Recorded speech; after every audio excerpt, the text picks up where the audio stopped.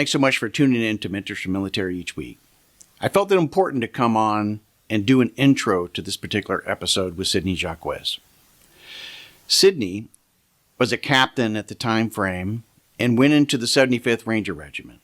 She was selected to come in there after attending RASP 2. After being selected for the regiment, it's then required that at some point early on, you attend Ranger School. In order to get into the regiment, as an officer in NCO, you submit a packet, they review it, they go through a lot of profiling or checking out to make sure that you're okay, and then you go through RASP 2, and then they make a determination following that whether or not you get in. To get into Ranger School, you have to go through a pre-Ranger course. The pre-Ranger course at 75th Ranger Regiment is the best. It's the best because their rate in terms of people who actually pass Ranger School is the highest. Meaning that if you go through pre-Ranger at 75th Ranger Regiment, you're almost assured you're going to pass Ranger School. They have the highest percentage rate for that. We weren't expecting what you're going to hear within this episode. We thought we would talk to Sidney about the fact she, of course, served 2 years within 75th Ranger Regiment. We weren't expecting that she would share what she did in terms of her experience within Ranger School. You see, Sidney actually recycled every one of the phases. There are 3 phases.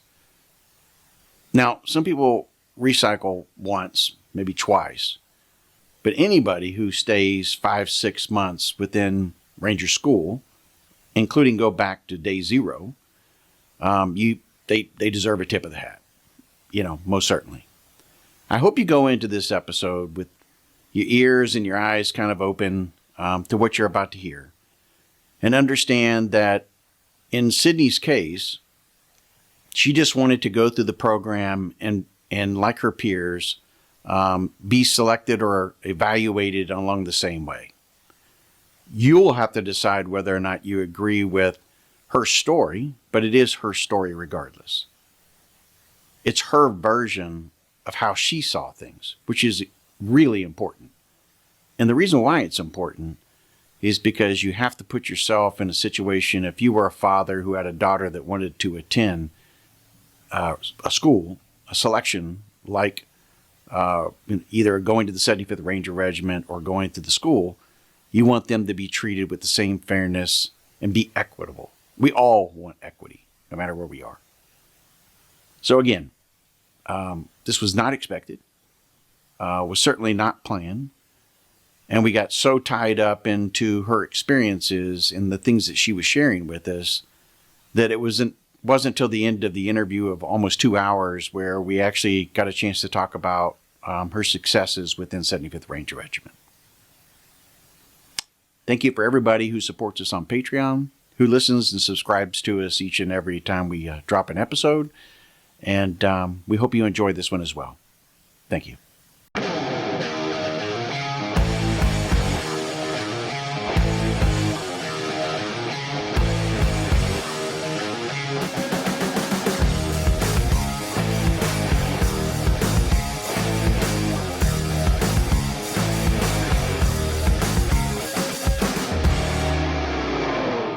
So first off, Sidney, I just want to thank you for coming all this way.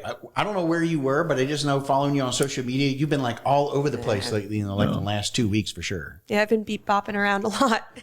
It's just like the summer rush, so. Yeah, well, I appreciate you coming here and taking time out of your busy schedule. Your MOS is AG. Mm-hmm. So what was your path prior to coming and getting branched AG? Where's home? Where was it all? Born and raised in New Jersey, Central Jersey in Hunterdon County. You don't get the Jersey accent. Once I cross over the state line, it starts coming back. Especially like driving. That air. Yeah, I'm just getting back into that space. And it comes out when I start getting aggressive or when my adrenaline picks up. I get passionate about something, and you'll start hearing a little bit of a tweak in my cadence of speech and in the words I say. But born and raised in New Jersey, youngest of 4. All of us college athletes. 2 of my siblings are college coaches, played sports all the way. I mean, I still play as much as I can, play basketball in college. Played football as a kid. I was like the most like rough tomboy kid you could imagine. Played basketball for the University of Scranton. So on my recruiting trip there, I found out about the ROTC program and applied for it, got a 4-year scholarship, and was pretty anxious about it. But my dad was a officer in the Navy in Vietnam. He had 2 tours to Vietnam. He passed away a few years ago. So, patriotism was always in my family.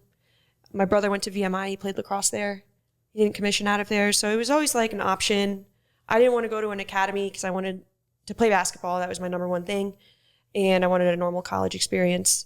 Didn't have a really good high school experience. So I was like, I wanted to get out and like actually have like a teenager experience. And then started to quickly realize that ROTC and what I was learning there was so similar to basketball. I made sense of every single Army thing through basketball, the positions, the order of rank, seniority, tactics, how to even do a patrol, relating it to a play on the court. The platoon sergeant, the platoon leader, who that was on a basketball team. So then I was like, okay. And then the leadership thing, it's all the same, the working hard, the physical stuff. And I had a job when I commissioned. So I didn't know what else I wanted to do other than coach basketball. And then it just kind of worked out. I chose AG because I did commission top of my class in my senior year, and the infantry wasn't an option yet. But in ROTC in college, all you're really being taught is infantry tactics, and that wasn't even an option for me at that time, back in 2012. And my cousin is a Navy SEAL. And I just looked at people like him and was like, I want to take care of people like that. And I got the branch brief for AG, and they were all just preaching, taking care of people. It's the people job. And I was like, okay, that's what I want to do. So chose AG, got AG. I went to Airborne school for my sophomore year at college. That landed me at Fort Liberty. And then just kind of worked out. Where are you at there at Fort Liberty? So my first job, I was a postal platoon leader. So I was in the 82nd Sustainment Brigade. Ran the post office right across the street from the ForceCom building. And deployed with them. So I deployed my platoon between Kuwait, Qatar, UAE, and Jordan. And so I split my platoon sergeant and I, attached to other STBs, and that's kind of how the HR and finance people deploy. And came back from that deployment.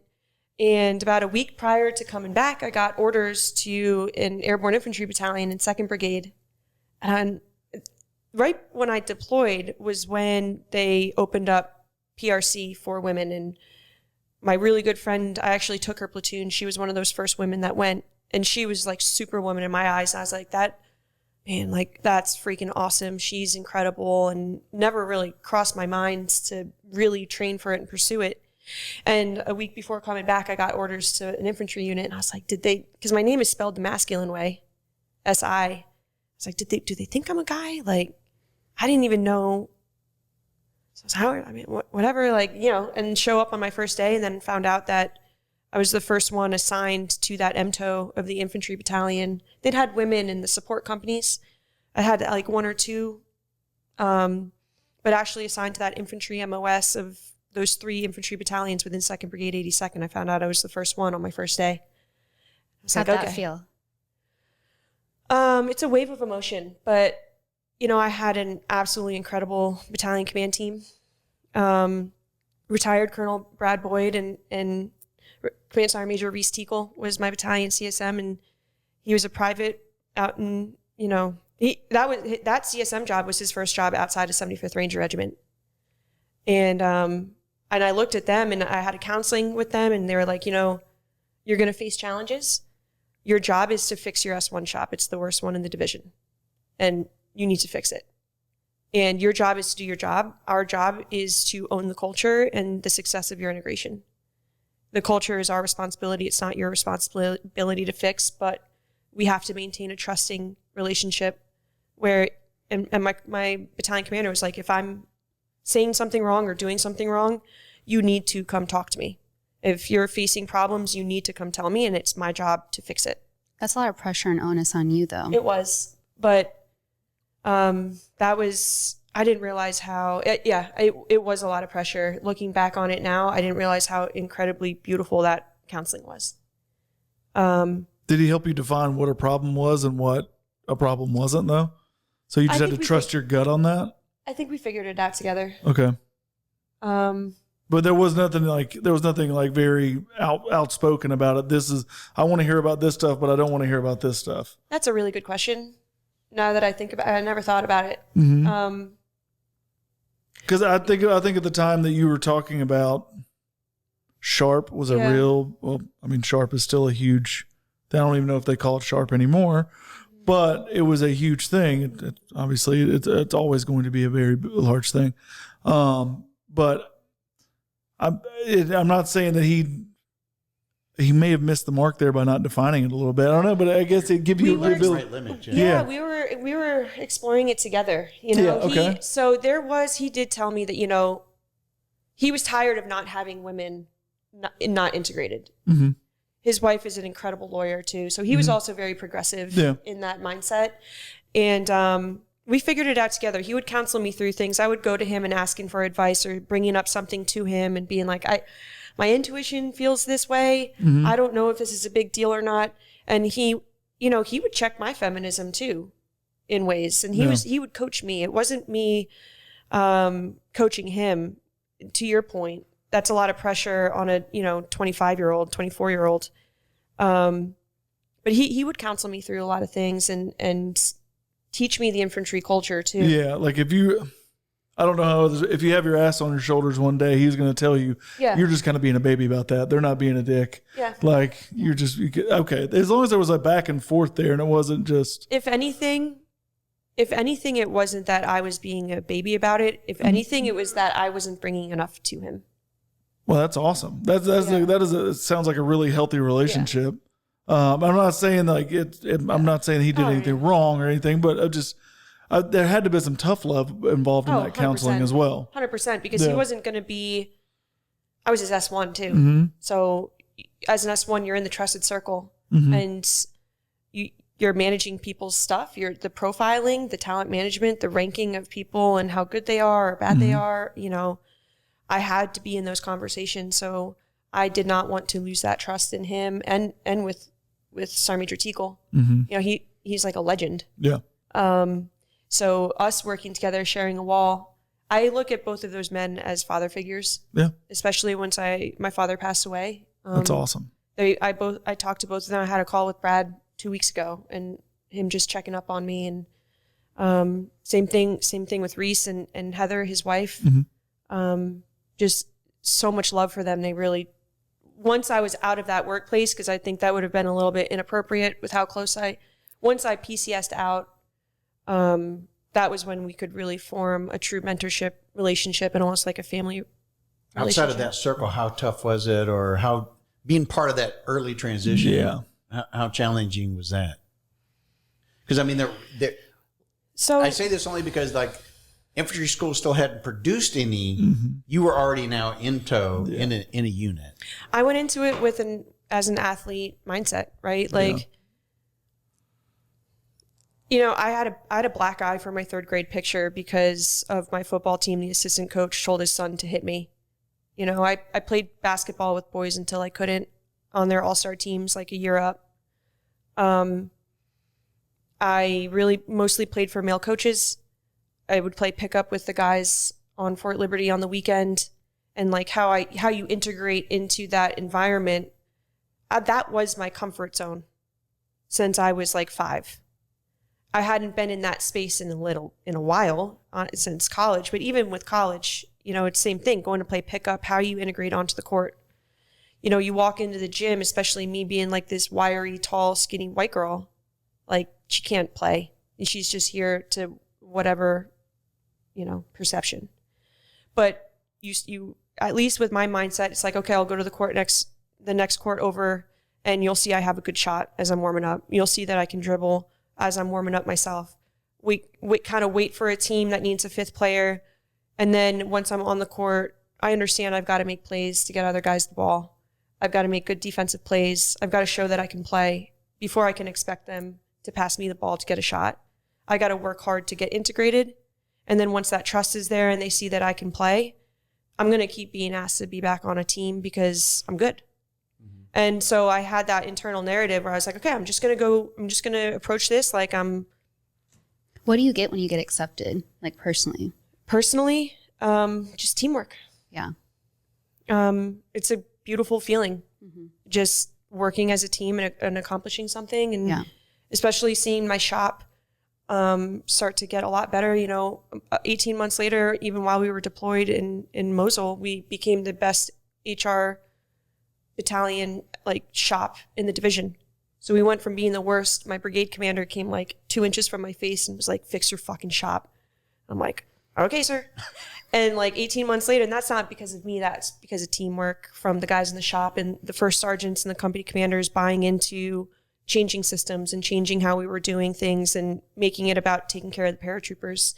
Once those things started to work and everything started to nest, that feeling of teamwork where it's who cares, it's HR, but it's just that feeling of teamwork that don't sell yourself short here, though. Yeah. Because there may have been a perfect storm, is how you're describing it, and that's being very humble. But what you did say there that's most important is that you created that environment and that space which allowed empowerment, teamwork, camaraderie to get developed, and you set a clear goal, mission, vision that they could follow. And then once they did that, it was easy for them to rally behind you. I'd often talk about this on the outside about commander's intent, and, in the military, we understand so much and so well about, hey, if the commander is clear on what the intent is and what we're trying to accomplish in terms of the mission, it makes it real easy for everybody then to execute. In the private sector, they don't talk enough about that. We have a vision statement, we have a mission statement, but the commander's intent, the real message, so that you can then feel empowered to go and execute it, is not always there. But you set that tone. That allowed your NCOs and all your troops to get in line then. Yeah, well, thank you. Yeah. But I also listened. And I think just being the youngest of four, I'm very observant. Watching the first sergeants, watching how they carry themselves, who the best one was, and getting him on my team. Yeah. Watching Sergeant Major Teagle, watching Colonel Boyd, watching my peers, learning the infantry culture, coming from a postal platoon leader position, to the infantry. There were challenges, but I had in that unit, I had brothers, even yesterday, I see still in my phone as second lieutenant, years later, just checking up on me and seeing how I'm doing and telling me that he's proud of me and just still looking out for each other. One of the other platoon leaders, he's an instructor at the AG career course now and brought me down to talk to the class and just reconnecting with them. We had a really good tight knit family because we had good leadership. A lot of those company commanders went to 75th Ranger Regiment. A lot of those NCOs came from there. And that's ultimately why I set my sight on that and listened to my leaders that were no, you need to go for it. Pursue this. Yeah. Even when I was doubting myself, they were no, just go. See if you just do it. Because I saw them and I was I want to keep working around men like that. It's just that sense of teamwork. Yeah. Well, again, a lot of this is because, when I see individuals who still have people that they stay in contact with for many, many years and stuff, that meant that you were a strong leader because they wanted to remain in contact with you. Mm-hmm. They want to still find out what's going on and stuff, for respect. So how long did you end up staying within the 82nd? And did you put your packet in from there? I did not. So I was there for 2 years, just as officers. It's usually 2-year assignments. I deferred Captain's Career Course for a year so that I could deploy with them. Had a different battalion command team. And he came in and he was great. The next command team was great. They kept me as forward as they possibly could. I got to go out on a couple patrols with some of those first sergeants that I was really close with, into Mosul back in early 2017. So that was a really great experience too. We had a couple things happen within our leadership. My battalion commander wanted to keep me to see if I could, go to Ranger School, get Ranger School, Jump Master School done and fill an open company commander position, which would have been incredible. It's a good thing it didn't I don't think I was ready for it. I had to go to Captain's Career Course. And so I deployed halfway through the deployment back. I redeployed, went to Captain's Career Course. And while I was there, I was being recruited by the 75th Ranger Regiment because they needed an AG officer that had experience in the infantry world. And they had just started integrating. And I remember maybe even my second month with the White Falcons, my battalion commander was like, you need to set this goal. And I even said, well, what if I want to have kids and stuff like that? And he was like, that's on them to figure that out. It's your job to figure out how to do your job. I love that. Yeah. I love that. Like, I'm not going to let what you're worried about be a burden, or it's the burden of leadership to figure that out, because we allow men to procreate and have kids and stuff. And there's a family care plan, and there's these Army rules and structure and organizations that are in place. It's on your command to make it to where it's not as big of a muscle movement. And that's an example for you with that question earlier of just the counseling and the mentorship from my male leaders. That's awesome. And checking my feminism, and being like, no, like that's a part of this integration thing. Yeah. Is that an after term that you're using to like describe what was happening, or in the present moment were you thinking I'm being feminist? I think it's more reflective. Yeah. But what was it then for you? Because it sounds like you just had a chip on your shoulder. I think having a chip on your shoulder is kind of a part of being in those environments a little bit. It can get to be too big of a chip and become detrimental. Yeah. But again, I was in the mindset of I'm going in. I'm on a good team. Yeah. And yeah, you might walk around campus a little bit differently on game day. Get into a mindset when you're going out to the field or going on a jump and coming back, and there is that sense of a little bit of a chip.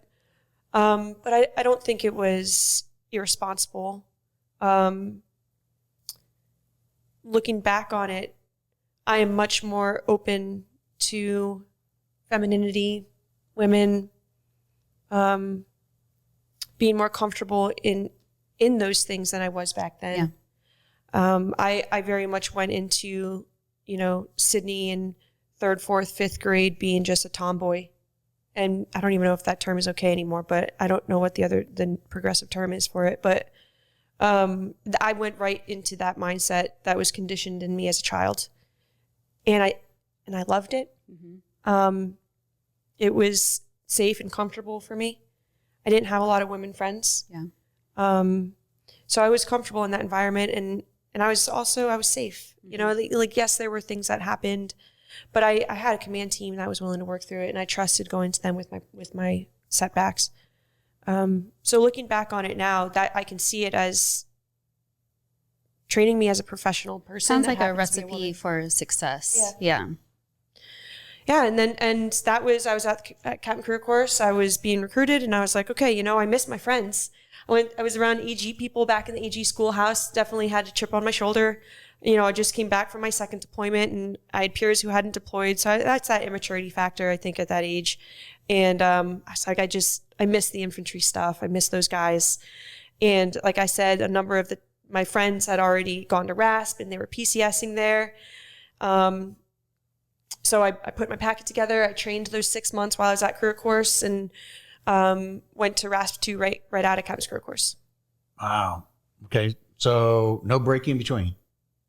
Career Course was the break. It was. Where's AG? Where is AG Career Course? Fort Jackson. Okay. Okay. Well, I was thinking it was, I guess it used to be like up in Indianapolis or something, right? Mm-hmm. Long time ago. So Fort Jackson. Where the little Pentagon is in Indianapolis. Don't they have like the little AG headquarters there or something?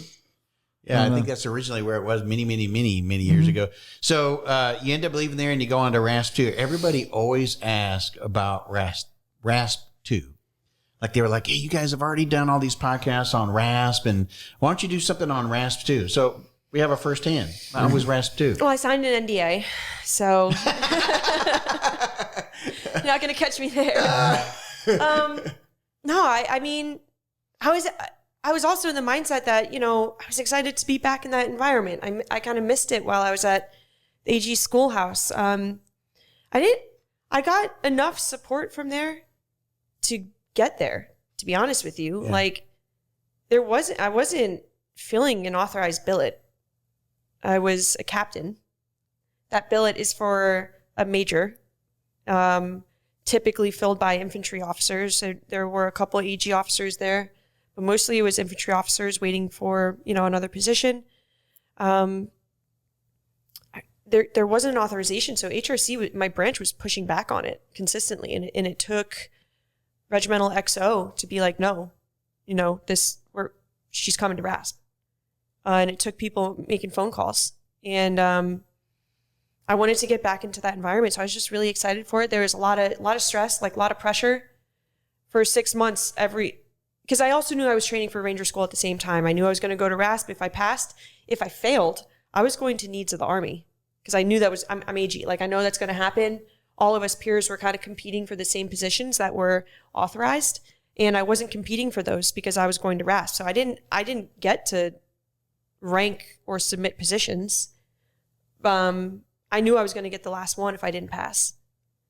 So that was extra pressure. But I was like, no, like it's fine. It's whatever. Like I'll figure it out if it doesn't work out. But I want to go work with those men again. And my eating, my training, every single thing I was doing, the music I was listening to, the movies I was watching, everything was focusing on RASP 2. And I don't know if it was putting more pressure on me. Probably was. But in my mind, like, I had one other person that I could talk to about it. But that's what I did. I mean, it worked out. So RASP 2 is... I also went into it knowing what my strengths and what my weaknesses were. My strength was not my physical strength. Did I pass the standard? Yes. And I also knew if I passed that standard, that physical fitness standard, I would be okay for Ranger School because it's a higher standard. I knew going in, my strength was my AG craft because I'd proved that in the White Falcons. I knew it was my writing skills, it was my briefing skills, it was my organizational skills, it was my multitasking skills, it was all of those other outside of the physical space. So I knew going in every single time there was an opportunity for me to show my peers why I'm supposed to be there and how it will help them once they graduate too. And just to be myself, just be a team player like I was with White Falcons because my physical strength wasn't that either at White Falcons, but I integrated. So I just went into it with that mindset. And if it doesn't work out, if they don't want me, then I wouldn't succeed here anyway. But I'm not going to know unless I try. So. I think that's just the difference too between, say, even RASP and RIP. And we talked about this with Sergeant Major Brett Johnson when we talked, and interviewed him a little while ago, several months ago now. But during that time frame, he was one of the grandfathers or the inventors of RASP. And because RIP was just about the physical capabilities. I mean, if you could go out and you could run, you could do push-ups and stuff, you're golden, And he saw the opportunity along with a lot of other leaders to build the ideal candidate, the ideal soldier to be a part of regiment took a whole lot more than just the physical aspects of it, So they had to start looking at what other modalities, what other things did they need to be considering as part of the selection process. And they created a longer selection that even today, there are many people who went through RIP. That's like, man, if I had to go through RASP, I probably wouldn't made it. I mean, it's a much more grueling, longer selection process. There's a very large academic aspect to it, and that's where I've found my niche within my class. Was helping those guys that were being hired to be platoon sergeants. I'm not going to, at least for me, there are women that can physically compete with them, but I knew going in, like, I'm not going to waste my energy trying to prove myself to be on par with these platoon sergeants. Those are the guys that I'm coming here to take care of, right? Like to make sure that their life is as okay as I can make it when they're out doing like their operations. I'm going to prove to them that they can trust me and that I'll help them prep their brief. I'll help them rehearse their briefs, their writing, help them study, help them just do staff work because there's academic aspect to that course. Yeah. It's your way of proving your loyalty as well. Like that's like the big thing is you get a bunch of men together and if someone rats on the other five, like there's a loyalty aspect to it, but you're over here like proving that you're one of the bros. You're just not the one that's going to pick up the ruck if you drop it, but I'm going to be the one that's going to help you study. And if I can pick it up, I will. Yeah. And I'm not saying that you won't, but like I'm not trying to sound like a Neanderthal. Like multidimensional purpose. Yes. Well, the other big thing here, though, is that one of the most underrated things is that individuals need to understand their strengths and their weaknesses, and they don't do that enough, right? Everybody thinks that, when I go to a program like this, I've got to be able to do mental, physical aptitudes and everything else. What you did is you realized that I'm just going to recognize what I'm not, but I'm going to be who I am. And when you do that, that's really a lot of what these selection programs are trying to figure out in the first place. Yeah. Because they can find a dude that can carry stuff, but they may not find somebody that's intellectual. But if they put the two of you together, they may have a damn good unit. That's diversity. Yeah. Right. And I think that's something that even the Tier 1 selections, which is a lot of where Ranger Regiment got their selection process from and evaluation, was they started realizing the psychological side of this whole thing and what type of ideal candidate are we looking for, and begin to develop that. So good for you for going into this whole thing and going, hey, listen, I know what I am. I know what I'm not. And I'm not going to try and be something I'm not, because I'm not going to be good at it if I try to do that. So let me just focus on the things that are most important. I'm not going to be a power forward if I'm a point guard. I went to a long time ago, I'll kind of take us off just a little bit, but I went a long time ago to a big time convention that the company sent me to when I got out of the Army. This company I was working for, and it was up in New York, and we had all these major guest speakers. And there was one point where I just thought, based on the agenda, I was going to zone out, and I started talking to some friends and everything.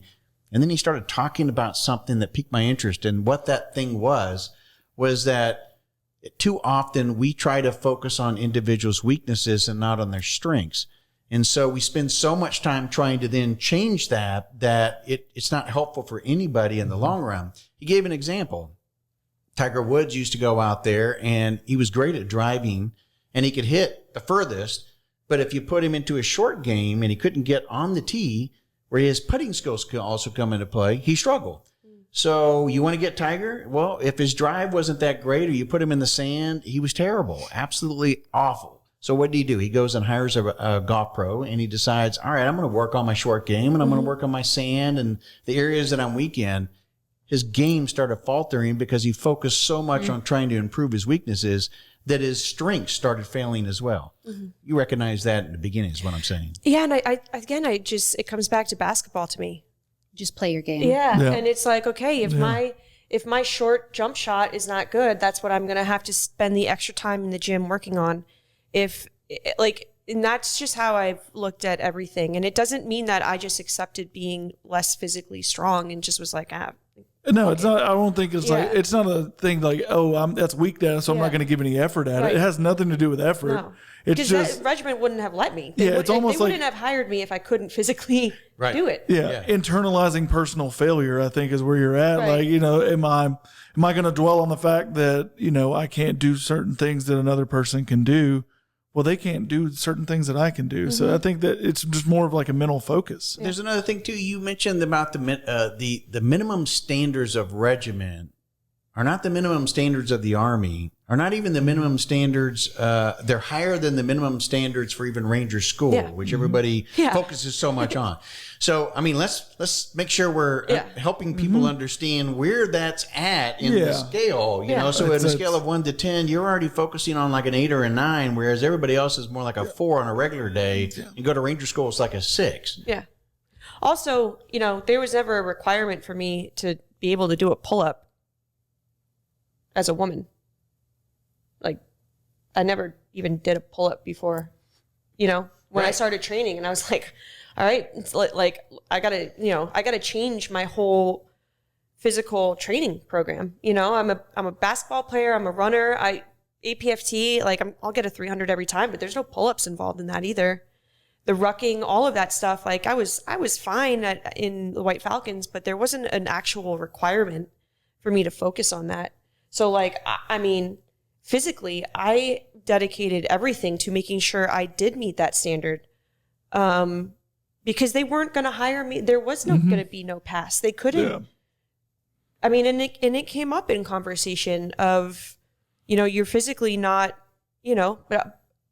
where the other woman was because, she's incredible. Physically was stronger than me, but I met the standard, and I was like, I'm not going to stop training.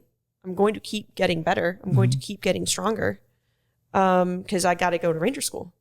You know, that's longer than 3 weeks. And not only that, but you got to earn that beret every damn day. Every day. It's not like all of a sudden I get through RASP and hey, I'm good. Yeah, and I've got Rangers in my shop. You've got a standard you got to uphold of individuals who demand that type of level of So you knew what you were walking into, but they also knew as well. I want to go back a minute to the piece of, you know, you applied, it was a major billet and you were a captain and everything. Yeah. So when you were looking at this billet in this position, you'd mentioned that a lot of infantry officers tend to go this. Was it a case too that where the regiment was like, hey, we're kind of almost tired of having infantry officers who are not familiar with the AG process filling these roles? Because it's kind of a fish out of water too on that side of it, much like it was for you to go to an infantry. And if they'd have thrown you into an infantry platoon leader or leading a mortar section or something like that, you'd have been a fish out of water just as much. So do you think there was that aspect of it that they were looking for maybe making some improvement in that area? Yes. So, don't get me wrong. Like there's absolutely phenomenal infantry officers that are great S1s, down at the battalions. That's where they put their infantry captains waiting for command. They were better than a lot of my AG peers that I knew at that time. And I was like, I got to keep up with these guys too. They're smart, right? And they're doing their job really well. But I think at that brigade level, there also isn't, it goes straight from brigade to USASOC G1. We didn't have really a division in between, especially for a place like 75th, where that brigade S1 job is doing half brigade stuff, brigade S1 and half division S1. They're also hiring within. They're not relying on HRC for manning. There's a lot of aspects to that, it is very complex. And having somebody that has a shorter learning curve when it's already a pretty long learning curve for anybody, their first time going into that space, having somebody that understands the AG network, has that networking already from coming from the schoolhouse, understands how to speak AG with the other USASOC ones. There's a lot of benefit in having that AG person there if they've also know how to jump into a drop zone and get accountability. Right. So I'd been doing that once a month for the last 2 years. I can speak the language. I understand the positions. I already understand the MTO structure. So it was a good fit. I think, I had a few things that I had to work through. Was one, obviously the female thing. The fact that I was AG, and I didn't at that point have another AG officer there other than my HR tech, who was phenomenal. Just so grateful to work with him. So he was a CW2 at the time. So it was he and I that were the officers within the brigade. And then being a captain, coming out of the career course where I really should be going back to a battalion, you should be doing Brigade S1 coming out of ILE as a major. So I was a year into being a captain. And your other brigade primaries are your top field grades. And if not, they just promoted to lieutenant colonel. So I'm sitting at a table with your best majors and lieutenant colonels as a AG captain female, like without her ranger tab yet. And it's like, okay, like you wanted to play on the best team, Sidney, like here you are, like it's time to go, Yeah. So yeah, it was a challenge. It's about like you going from high school going to the NBA. I mean, you get thrown right in that environment. And now all of a sudden you got to play point guard on first team. And it's creating a voice beyond just the woman thing. Yeah. I'm just like not Army at all, so I don't understand this part of it. But could you opt out at any point of this? I think quitting in theory is an option and it's there. But for me, it was not an option. Like if I logistically, it's an option. Oh, though. Logistically? What do you mean? Like could you have quit? Yeah, sure, quit? absolutely. She probably would have been detrimental to her career. It's a volunteer unit. Yeah. So if I said at any point I don't want to do this anymore, I would have been on assignment probably within like two days. But regiment is optional in the first place. Yeah. Okay. Yeah. So it's not like the Army sent her to 75th Ranger Regiment. This was it's like a whole interview process. You put in a packet, they screen the packets before you ever get an opportunity to even go to RASP. Yeah. You go to RASP, you get through RASP selection, then there's still the selection process as part of that as to whether you get a chance to join. Yeah. Yeah. So you made it through all of those hurdles and then got in there. And like you said, then all of a sudden reality hits of, wow, this is a different level of environment. I mean, because you went from also a regular unit into one of the elite. Yeah. To me, it was a professional team. I'm with professional athletes. It kind of sounds like you like all of a sudden just ran into like a 100-mile race and you got to your first checkpoint and you're like, whoa, I'm at 25 miles. I got to keep going. Yeah. Yeah.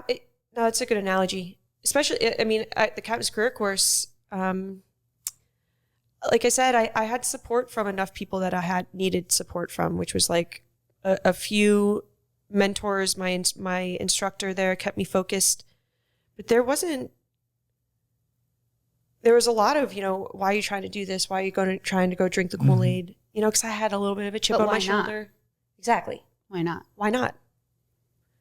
Well, if you don't want to do it, I do. I like being AG. I want to go play for the hardest team that I can play for. I want to take care of the people that, and especially at that time in that year, 2017, I want to go where I need to take care of people who are going into combat. And so that was the team, and do you think they felt that from you? Which they? The schoolhouse or Ranger Regiment? The different units that you were part of, the people you were taking care of. Yeah, they felt that. They knew from my you? passion for it. Yeah. From the schoolhouse, from my own branch, just somebody wanting to step up and do something different. There's always going to be people that, it increases the standard of what my branch needs to offer. Mm-hmm. And so now, if I do well, there's an expectation for others to go do that rather than stay with the flow or stay with the current stuff, And so there was pressure there too, like with the vision of my branch and wanting to bring more of my branch to the combat arms world. I didn't even replace an AG officer in the White Falcons. I replaced an infantry officer there too. And it's like, right? Why? Yeah. So in regiment, then that billet was always filled by a non-AG person. Not always. But what it proved it was really like on and off. Was that common though? Like, in 2008, 2009, like with, say, a CAV squadron, would that S1 be usually a CAV officer waiting or armor officer waiting? There's a good number of units that still are like that. It's also it's a very developmental position too. Mm-hmm. Those lieutenants that I would have as assistant S1s, especially I had about 5 or 6 of them when I was at 75th. Those lieutenants learning S1 were absolutely phenomenal in their next job. Mm-hmm. Like if you understand admin and you understand numbers, you understand how the commander thinks, how they look at talent management, and you're learning how to take care of other people's careers. You learn how to take care of your own and your soldiers. You become a mentor.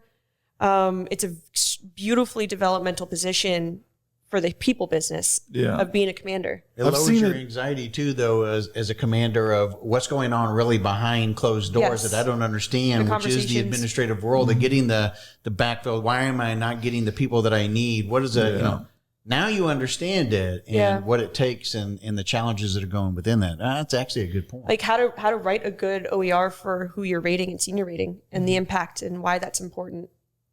To take care of people again, like making sure that you're setting your people up well. Why do you think you like taking care of people so much? Like you keep saying this over and over. Like what drives you for that? I don't like seeing people hurt. And I think it's also, I know the importance of like when you are that person on the court, the gratitude for all of the support that goes into winning a game. And I don't know if that sounds cheesy or not, but again, like you like the assist. Yeah, like the importance of that person that's getting all of your equipment together, the person that's in charge of making sure you have food before you on your way to a game, or getting the right hotel room instead of a shitty one, like, or getting, the strength management of it. Who are the 5 on the court that play the best together when it's this time of the game and it's this situation and there's this many points on the board, like. All of that math that goes into putting the best people on the court at that time, that's kind of an S1 role too. Yeah. Of where in someone's timeline, which first sergeant and commander or which platoon sergeant and platoon leader are working well together, and why is this the right move in their career. So to me, being an S1, that operational side, especially in deployments. Are you a visualizer as well? Yeah. So, I mean, also, I think it's a bit of wanting to help the unit Yeah. as much as it is the individual, Yeah. right? Are we getting the right talent? Do Yeah. we have the right pool that we're looking into in a market segment? Are we going out there and identifying early on the signs that would create a good candidate for the position? And so I can see how, but I can also see early on getting punched in the face. Yeah. You know, you want to help others so that they don't have to go through the same struggle. Yeah, I went through some pretty bad bullying as a kid. Yeah. And I think that I don't want people to feel that way. But I also, like, I understand the need of, like, taking care of somebody when they need help. So it definitely impacted me. And I don't use that as, like, a crutch or, like, a woe is me or anything. It was just, it was a time in my life that I was like, It's your origin story. yeah, yeah. I think that does even with a bunch of dudes. I mean, we have something like that happens, and Yeah. then the next thing we're going to do is we'll probably become a better non-commissioned officer, a better officer if we go into the military, because we understand other people's, the effects of, you know, emotional trauma and stuff like that, or how you can put that on there, whether it's a physical getting punched in the face and or the emotional aspect of it. So, all right, so you're 3 months in. Yep. Everybody's expected at some point to go to Ranger School. When you're at officer rank or an NCO coming in, which is, you know, a transplant, or as I was telling Caitlin offline, if you're an individual that comes in a regiment, into a battalion, you know, by the time you reach E5, there's an expectation. And I don't think you can be an NCO in regiment without being a Ranger unless you come in. Like, you So can't. legally, we can't. Well, unless something's changed, you can't restrict somebody from promoting. But it's a skill that is you are trained on and you are proven. And yes, so typically, yeah, you like, especially on those line positions. Yeah, like in an M-toed position that a team leader has a whatever the identifier is, the Victor identifier. It's an indicator that you will. No, but I'm talking about in the MTO, like the Victor position is at the team leader level. Yes. So they have that, like, you're just not going to be a team leader. We're not going to give you any soldiers to take care of. Right. yeah. Right. So you go off to Ranger School. Were you summer, winter? What were you when you started? April to October. Okay. Hungry or sleepy Ranger? Angry. Angry Ranger. There we go. Nice. So 6 months, just so everybody was trying to do the math. Yeah. there. So like the moment of which, like, shaving my head. Yes. Yeah. So Like with because I went. Yeah. I don't have to yeah, go the into all average these is. I mean, details. this all the way through 3 months. Yeah. So you end up getting recycled where? Every phase. Every phase. I mean, to spend 3 months in Ranger School is one thing. To spend 6 months in Ranger School, Yeah. Within that training. Yeah. that's brutal. Yeah. Yeah. You were recycled because of objective reasons, like not meeting So metrics? all of my answers with this are my personal opinion and from my perspective. There's no proof of anything, and I don't think there's any way to ever get any proof of anything. I'm not perfect. I don't think I'm a straight through person ever. But there were a lot of things that happened there that will never be able to be proven from my perspective. And there was a lot of poor treatment that happened because of who I was, coming from RASP, coming from 75th Ranger Regiment, and a lot of one-on-one situations, a lot of like 2-3-on-1 situations that, like, doesn't matter what you write on my card of how a look went or what happened. Those people that did certain things to me know that they did it to me, and I know that they did it to me. So I think that all played a part in why I was being recycled. And to me, like, I've found a way to look at it as fueled, like, what am I doing with it now? And I knew when those things were happening that I couldn't quit.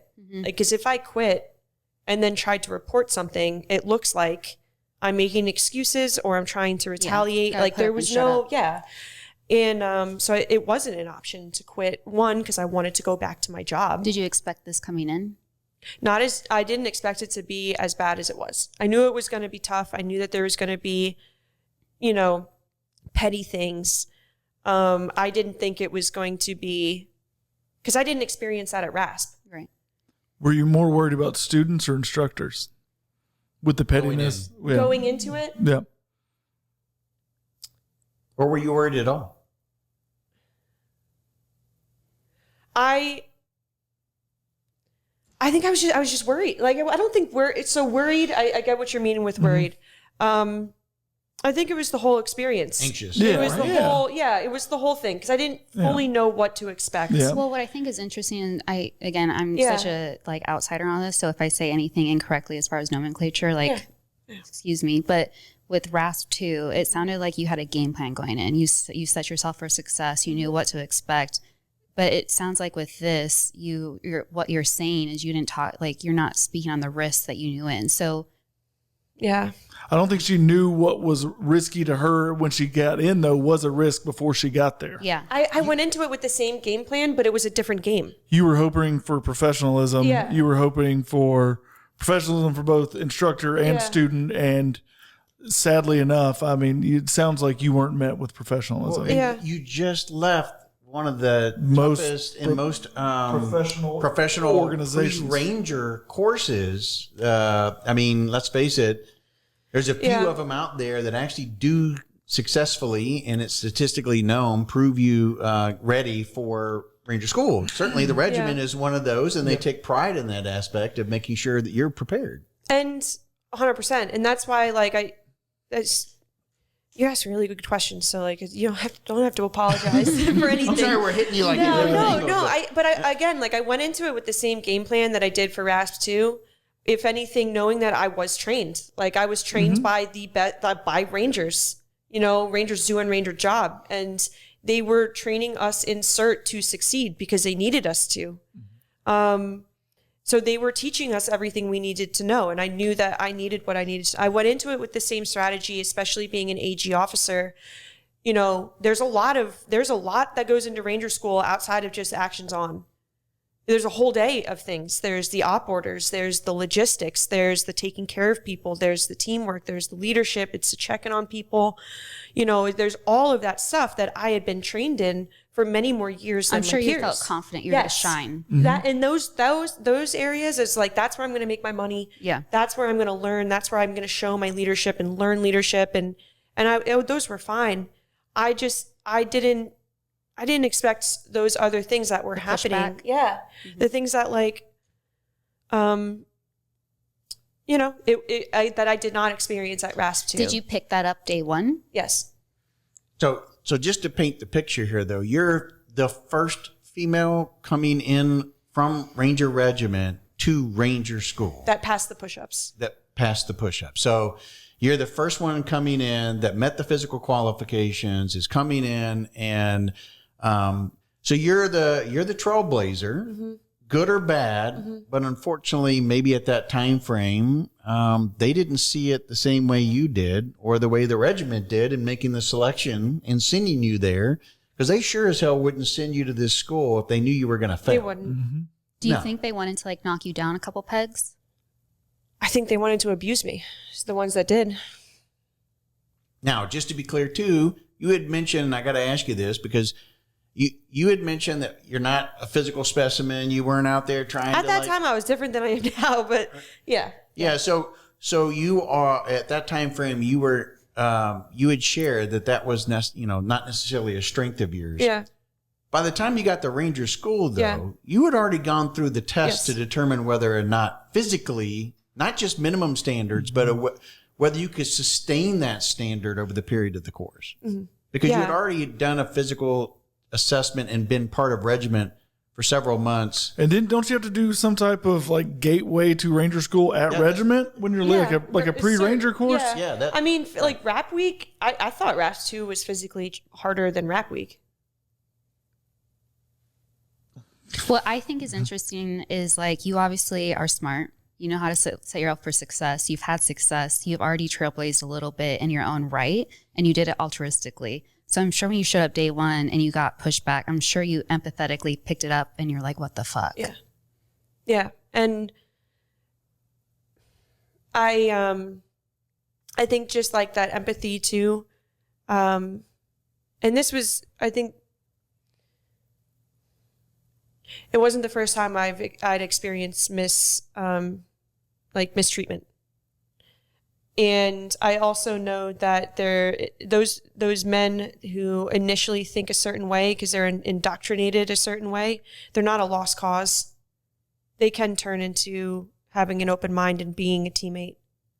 So I've been through so many scenarios at that point of like initial mistreatment and initial pushback and initial skepticism, and working on that person to build a teamwork, right? So also to like educate them. Yeah. Yeah. How much of that though did you think was just they would do this to a guy too if there was a first start coming into this? Like, Great question. to be completely honest, you get 5 guys together, 6 guy comes in, we're gonna fuck with that dude until he proves that he's either. People are going to be asking this question, Yeah. listening. So, yeah. you know. I mean, it wasn't happening to anybody else. Like Peer to peer were telling you that, or you were observing? I was observing. And then did any of the peers in your cohort, I don't know the terminology, were they talking about like, why are they giving me such a hard time? Yeah. Oh yeah. Okay. So what I'm they sounding saw like, it's mainly focused from instructor to student level. Yeah. Though my peers saw it. Which is 100%. And like, I haven't publicly talked about, like, I knew I was going to be subjected to things like this. But because I knew it was going to happen, not as much as that it did. And it's also when you're in the mindset of like, I'm going to do this. I'm going to get back to my job. I'm going to deploy and I'm going to take care of Rangers in combat. So that was my mindset. It was like, like whatever you have, throw it at me. And I didn't realize the effect of it. Like, I think I was in also denial, not denial while it was happening, but it was like, okay, it's happening. And I was just in this game mindset until I was able, in November of 2018 to be able to take a second and think about it. Because it just became normal, like, were any other men told to roll around face down in the mud during Malvesti and then give themselves bunny ears and hop up and down the row of other Rangers waiting to do the obstacle course? No. So why as a woman are you telling me to impersonate a bunny? You're going to tell another demographic of people in a diverse group to impersonate an animal? Mm-hmm. Why are you sexualizing me? Why are you telling me I'm the reason that Ranger Regiment is ruined? I'm ruining the legacy of Rangers. They're happy that they're not working there anymore because I'm ruining it. And those men have lost their job over it. Rightfully so, because that's not the type of person that I was working with in the 75th Ranger Regiment. Those were not the men that I served with in the White Falcons that created a team environment. I find it really interesting you internalize any of this, because I would feel like most people in position would internalize it and they would not externalize it. I took it as there is a dirty player on the court on the other team. And I was internalizing it, but I didn't realize it until I realized it. And then it was a lot to process. Yeah. It is a rite of passage. We talked about that within the regiment, but these it's also badge protecting to the nth degree. It's ego. It's badge protecting due to she's different than me. I did this. It was hard. I'm going to compare myself to her just on whatever, and I don't think she can do it. So I'm going to make sure that she can't show me up. I feel like that edge their bet. Yes, I feel like that is where it's at. Like, I mean, I had RIs moving my elements that I was putting in place and telling them to turn their radios off during my lanes, busting time that way. I was lectured, I was screamed at by RIs telling me I need to learn how to talk to men, that if he would never let his soldiers listen to me, telling them what to do. So it wasn't even covert. No, some of it, there was covert, but there was overt. And like, I'm not going to ask the peers around me to subject themselves to defend me. I didn't expect them to, but I knew they were going to check up on me once that RI switched out. Once we were in a foxhole together, once we were pulling security together, we could have that conversation and they would look out for me. Now, was it across the board, all of the instructors, No. or was it just 3 or 4 that you could 3 or 4 is lowballing it, but it wasn't all of them. It wasn't all of them. I mean, it was, and like, is there not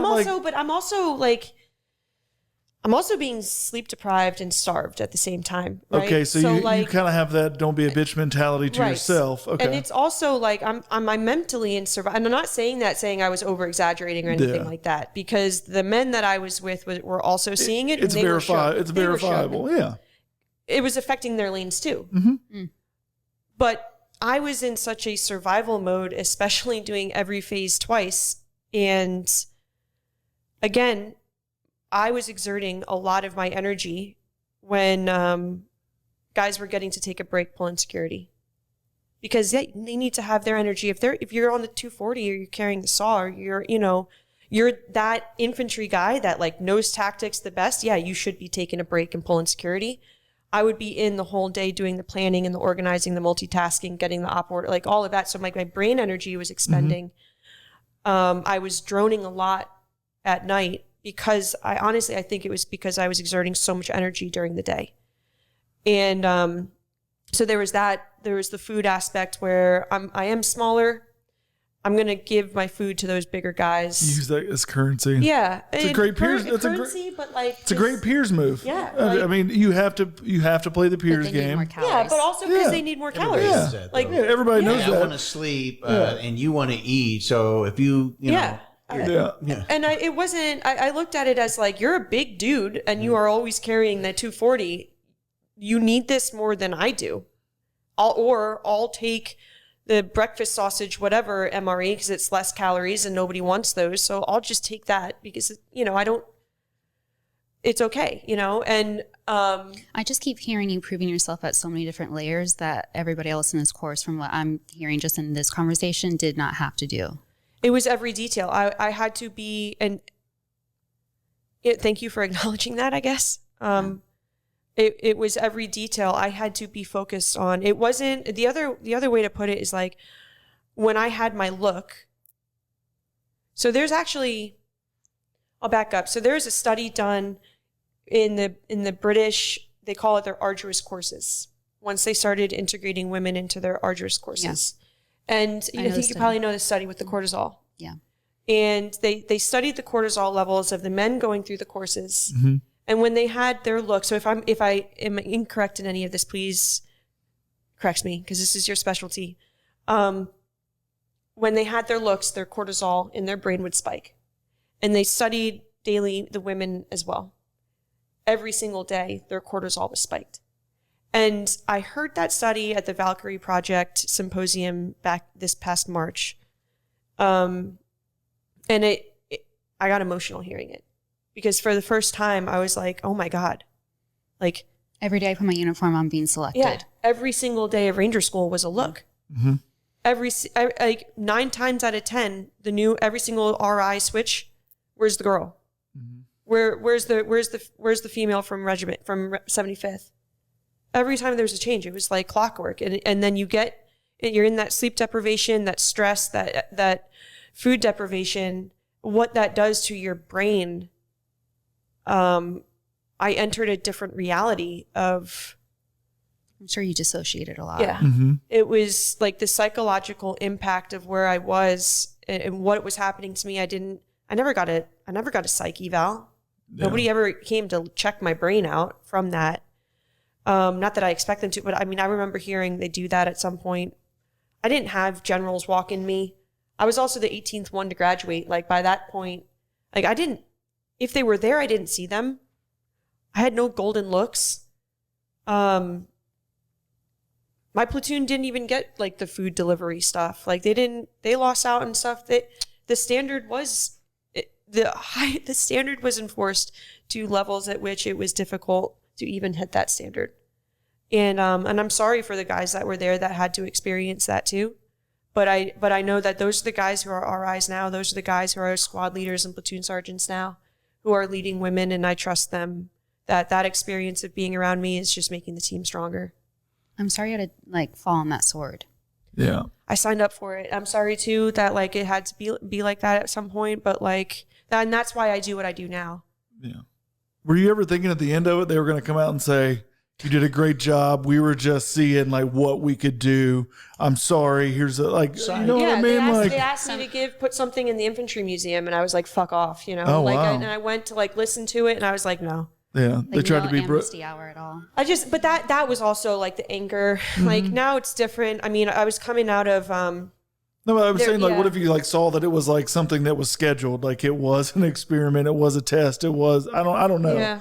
I don't know if that would make it easier. I don't think it was. I think it was ego. I think it was abuse. I think if there was some type of apology at the end, have you ever gotten an apology from those instructors? No. Like the individuals. Like the individuals? No, not the individuals. Yeah, No, I'm not talking about the program itself, but I still get DMs from instructors there that like criticize me still with what I'm trying to do with supporting.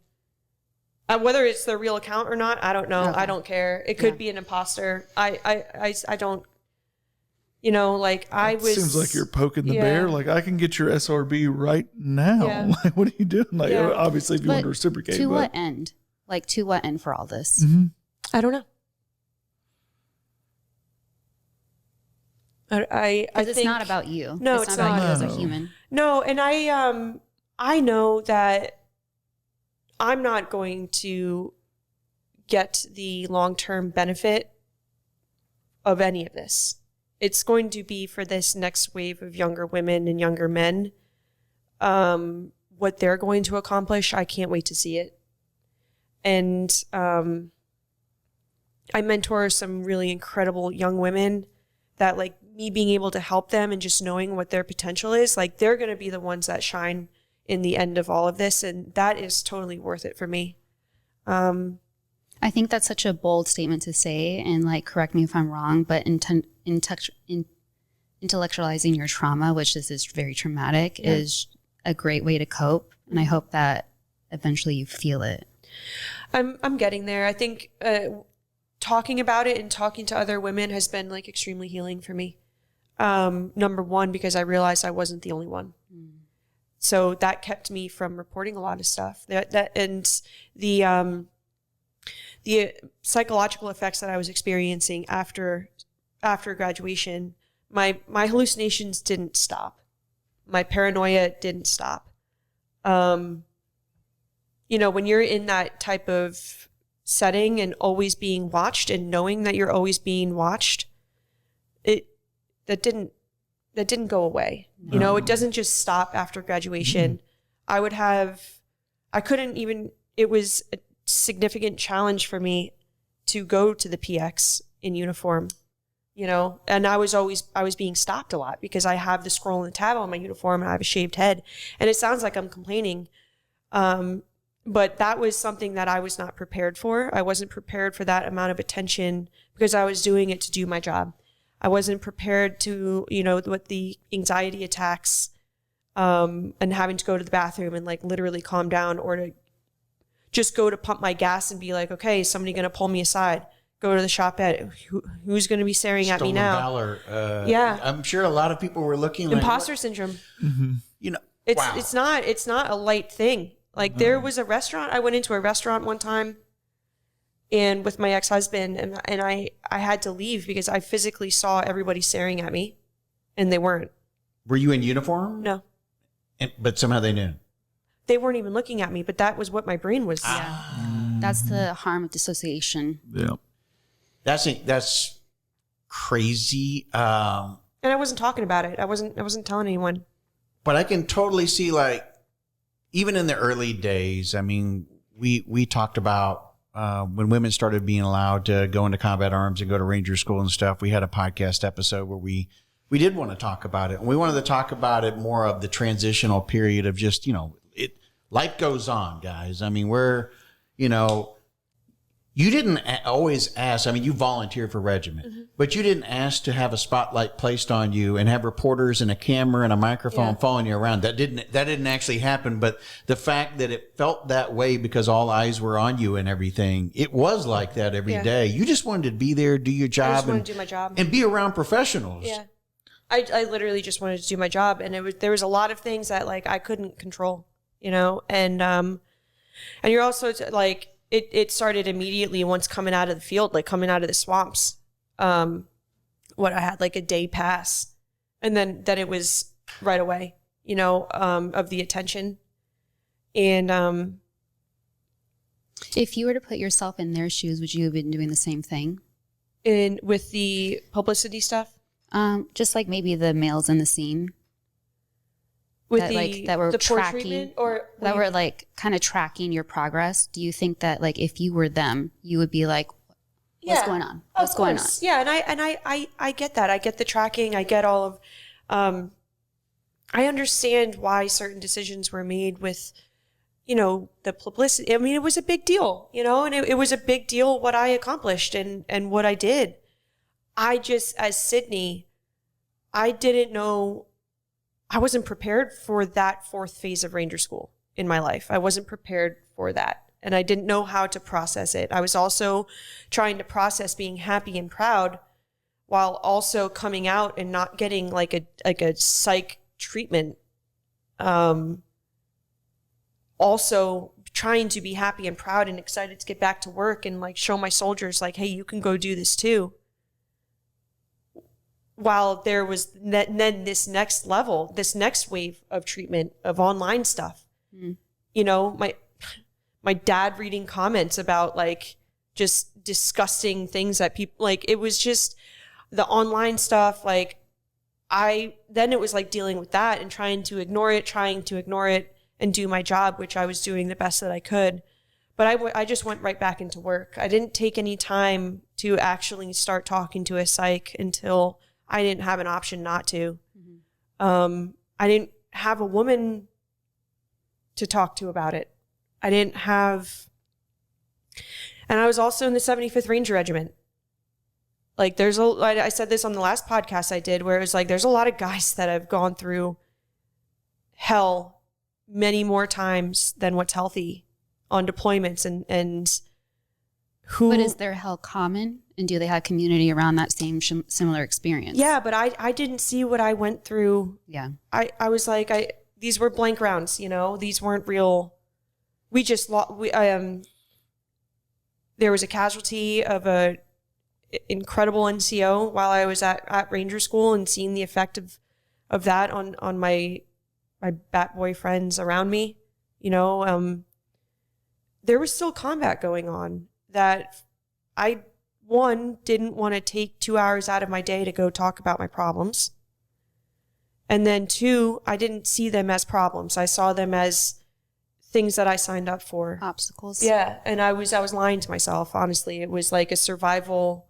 I was in a survival mode that I wasn't giving my leadership a chance to even see I was struggling, giving them a chance to command, which I had been taught. You know, I was taught back that in the White Falcons. Yeah.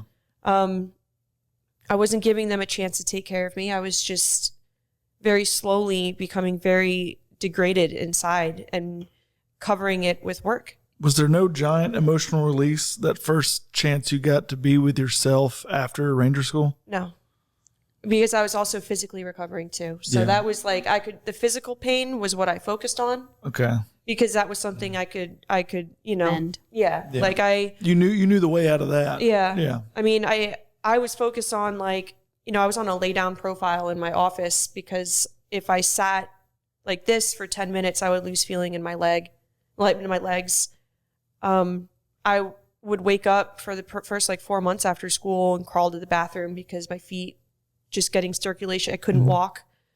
I couldn't wear sports bras. So I would wear like tighter, loose shirts because my back was just like, you know, I was focusing on those things so I could get back to the Ranger standard as fast as I could. Those are excessive injuries. Yeah. Would you have like immersion foot or something that your feet weren't? Nerve stuff. And it took me a couple of weeks after graduating to actually start feeling it. Like, I know shit, like 3 days after graduation, I was right back into the CrossFit box being like, I got to get back to the Ranger standard. But my nerves, I don't know, at some point if they just kind of, you know, go into that survival thing of not feeling. Yeah, your central nervous system might have still been in shock or something. Yeah, I don't know. But it was like 2 weeks after, I think once my body recognized, okay, we can start healing, it was just incredible pain again, in my mind, no, don't show pain. Like I've served with guys that are, prosthetic legs and missing eyes, and, and it's like, okay, well, Sidney, you went through a military school, and so it was a lot to try to make sense of at a young age with a lot of spotlight. Yeah. And that's, again, like tying it back into why does this matter? It matters because I wasn't the only one going through this. Mm-hmm. We all didn't really, there were many of us didn't know that we ourselves were experiencing it together. And what did I do all of that for if I'm not turning back and helping these younger women that hear my story and they're like, send me. I'll fucking go too. That doesn't scare me. I want to go do that too. That's the girl that I'm like, I will give you all of my information because I want you to keep doing what, like, I want you to make it better. Like, and because I didn't have that, which is fine. So that's why I do what I do now, Going back to when you got back to Ranger Regiment, did anybody there know of anything? No one knows. Not initially. Yeah. There were a couple things that I told someone. I don't know if that information went anywhere. I didn't fill out any sworn statements or anything like that. So I not to the extent that I should have talked, but I also it's not your responsibility. I also couldn't put it into words yet. Yeah. Was there no one there at regiment that saw it while you were there? There was a student with you at school? Yeah. Any other? That's what I'm concerned with is like, yeah, in a schoolhouse setting, that's fine. We can look the other way. When we get back, we can either do the easy wrong or the hard right.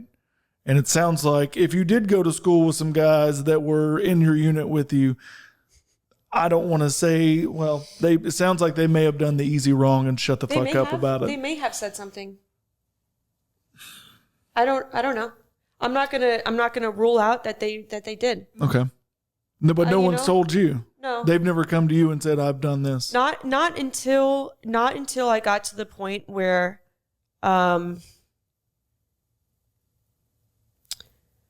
not until I got to the point where I was actually like ready to talk about it almost. Like it came up in conversation with one of the commanders.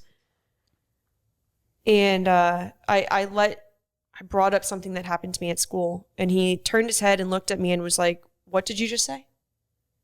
And I said it to him thinking that he already knew because of the other person I told. And clearly, judging off of his reaction, I don't know. I'm not going to say he wasn't told, but maybe it had just sunk in. And his reaction to it was, as a leader should be. And he was like, "I need you to write down every tangible thing." Fuck yes. Like, write down every single tangible thing. Mm-hmm. How did that moment feel? I couldn't do it. Oh. Is it because of the code? You felt like part of the code of like... I couldn't go there. Yeah. For yourself. I don't think you had any trust left, though. I didn't. Yeah. I'm mad at myself for not, but I couldn't. This was also on deployment. Like, I couldn't go there in my mind. I couldn't reopen that because I had created such a shell, and my tolerance was like so high to other things that were going on, comments that would happen all the time. Like, I blocked so much shit out to stay focused on my job and not be distracted by all of those little petty things. Was like one incident, that's fine. But like I said, like if I were to report everything, I wouldn't be able to do my job. And especially on deployment where there's operations going on, like there were casualties happening, there were attacks happening. And as a J1, like I couldn't go there. And I told him a couple things. The two scenarios that I did tell him that were tangible, he acted on immediately with the RSM. And the men that I did my best to identify who they were. I couldn't remember their names. I mean, there's also a lot of memory stuff going on, but like they took as much detail as I could give, and there were guys that were fired over it. Well, I mean, in 6 months too, we're talking, you had more than one set of RIs. Yeah. I reported what I could handle. Yeah. That's so And like, and I went to the psych, you know, to get help, and like How was battered that? wife syndrome term came up, which looking back on it, like, and I, you know, I'm going to be like, I don't, when I share these things, I don't see it as disparaging on anything. This is all, if we look at this and say, we're not going to listen to this and take this information into consideration, like, this was all new. Yeah. So we need to be honest about it. Yeah.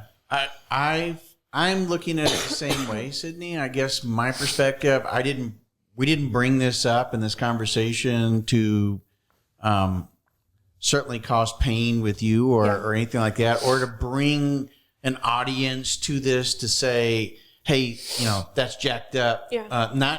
Or maybe it's not jacked up. I did the same thing, or I went through the same thing. Oh, come on, she can't handle it. She's weak. She's just bringing it. We're not doing that. And I think what you're trying to state, we want to state that position. Yeah. Us talking about this is something more of, it is a learning process. It was an early stage period of everybody going through transition, but most importantly, that's something we need to deal with so it doesn't continue. There are things that are most important in terms of going through that type of school, going through selections in order to identify the right types of people, the people that meet a standard that we want to go through a particular school, especially that one, you know, that people revere so much. So, you know, you want to make sure that you're maintaining that. Well, at the same time frame, you have to also recognize that if things just don't look right, they don't sound right, they don't feel right, you got to speak up. Yeah. You got to change it. Yeah. And I think that's what all you're trying to do is bring that to the attention of, listen, I don't want the woe is me. What I want to do is at least identify or say, this is what happened to me in my experiences. Yeah, I want the other girls to start talking up too. And I want the senior women who have been through this What about the prior. men? Yep. Yeah. Are you more angry at them? I'm not, there's still anger in there. I think I'm angry at the hypocrisy because, you know, there's a Ranger Creed and the people who were gatekeeping it were not living that. And they were not being held accountable by people that were watching it at the same time. And I understand there's a lot of trauma from war, and I understand there's a lot of sacrifices that have been made. But give those of us who are willing to make the same sacrifices a chance to also sacrifice. In my mind, Equally. it was, like, what are we gatekeeping this for? Like, where is the teamwork in that? Also, someone who's there to take care of you. You know, like, I'm going so that, God forbid, if you get shot, or you die, your family is okay. Like, that's my motivation for going. I'm not saying I should be treated and pushed through or treated, but I'm asking just for equal treatment. I'm asking for the same standard. We want to talk about lowered standards. I would have loved to be on the same standard. I don't think it's like that anymore. I really hope it's not, because I know there are RIs out there that are good. You know, I know that there's still bad eggs and, you know, that are out there, and there's still people that, but I do have a lot of faith that men in those scenarios are holding each other accountable and having positive peer pressure, you know, because peer pressure can be a good thing.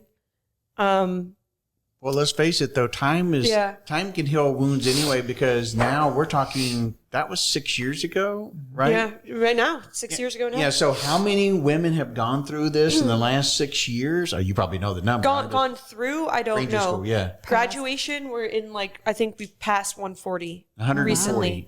Graduated, but actually, like, going through the school, I don't know. I know Christopher would have that number. Yeah, but I don't know what that statistic is in relation to men, but that seems rather light. But at any rate, there may not be a lot of women, at any rate, that are interested in going in the first place.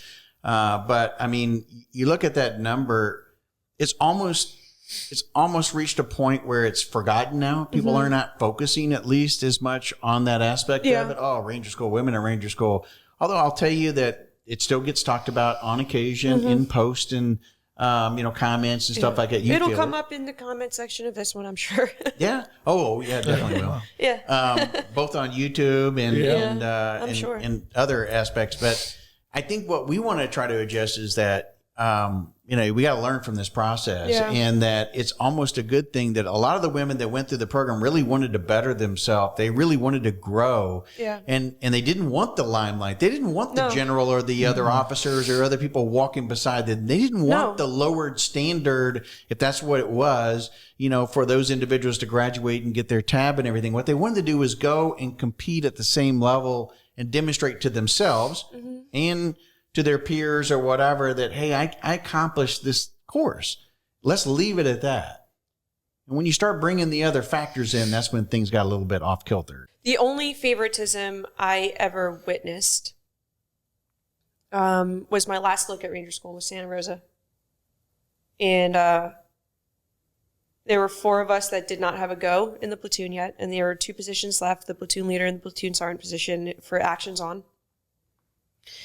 And so at that point, like the stress, like that was my last chance, right? Like getting a look and then potentially getting a go. That was my last chance to graduate. I knew that if they day one'd me, I was physically like, I was carrying my ruck on one shoulder at that point. I mean, I already went over like what my body state was at. I knew I would have to recover before going back. And I was laying there pulling security, just being like, this is it. Like, this is how, I was just laying there, just, pulling whatever, like I said, pulling security. The RI team switched out, so we knew what that meant, which was like, they're going to call the PL platoon sergeant. And the sergeant, one of the NCOs came in, was like, where's the female standard? And I was like, over here, sergeant. And he came down, laid next to me, and was like, how you doing? I was like, okay. And he was like, my first sergeant told me to make sure you don't my first sergeant told me to make sure you didn't graduate. And I was like, okay.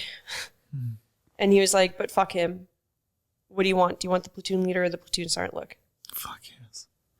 And he said, you took care of one of my best friends in the White Falcons when he had a family situation happen. And I got him out of the field and like took care of me. Like I said, like my job, I did my job. Right. And he was like, you took care of one of my best friends when he was literally at the worst time of his life. And he asked me to look out for you. And he's really proud of you. And he was like, so, like, what look do you want? And it was like, that moment was what it was all fucking for. Yeah. Like, that was what it was for, Like, not to get, like, a thank you, but, like, that, to me, is teamwork. Like, I had already been doing the Ranger Creed. I had already earned my Ranger tab at that point, and I knew that whether I got it or not, like, because of that interaction. And he was like, who do you want the PL to be? I was like, I want to be a platoon sergeant.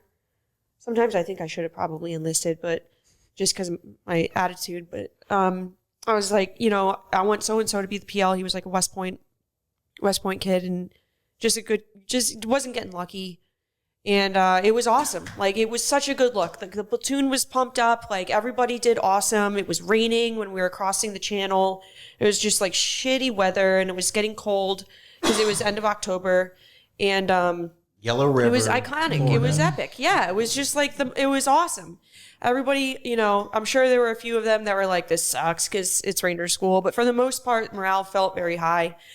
And they let us go through the whole actions on. They let us go to the entire, like, medevac stuff and getting all, like, they let us go all the way through. They didn't index us until we really wanted to be.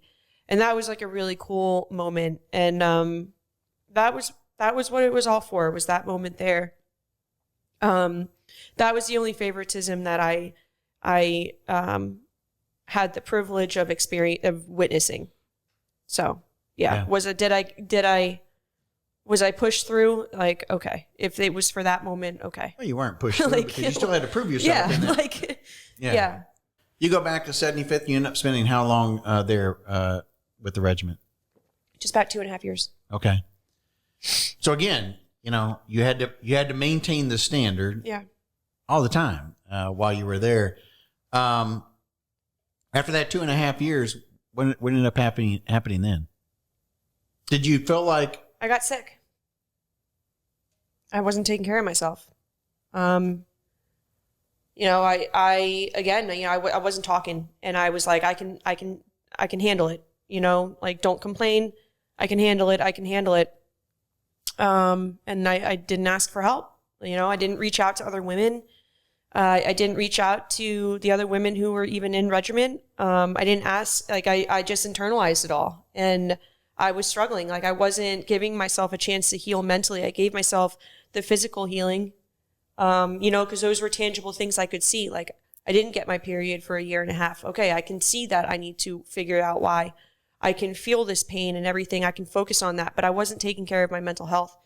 And I wasn't taking care of my identity at that point. You know, like, there was a lot of attention that didn't stop. Like, me being on those buses, we didn't know that that's what that picture was going to be used for. And there was no consent to it? No, at least I didn't know it was going on a bus. I thought that was a recruiting thing for you with your picture being on the buses. So they didn't use a rec, or nobody came to you and said... There was a tasker asking for my photo. And so not me, there was a tasker asking for a female Ranger's photo from 75th. So I work right down the hall from them, from PAO, and I don't blame the PA. I don't blame 75th for this at all either, because I don't think they would have been okay with it either. Also OPSEC.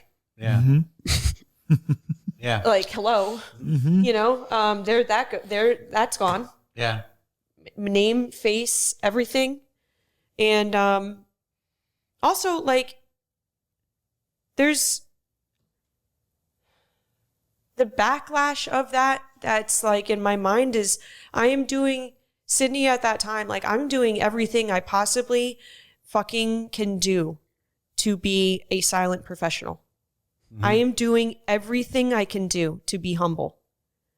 To the point where I'm walking around with my head down, to the point where I'm second guessing every single thing I bring up, where I am trying my best to, that's where I started losing myself. I started losing my identity because that aggressive go-getter, you know, I was in tune with that, but I was just losing my own identity of Sidney that got me there because of trying to figure out all of this other shit.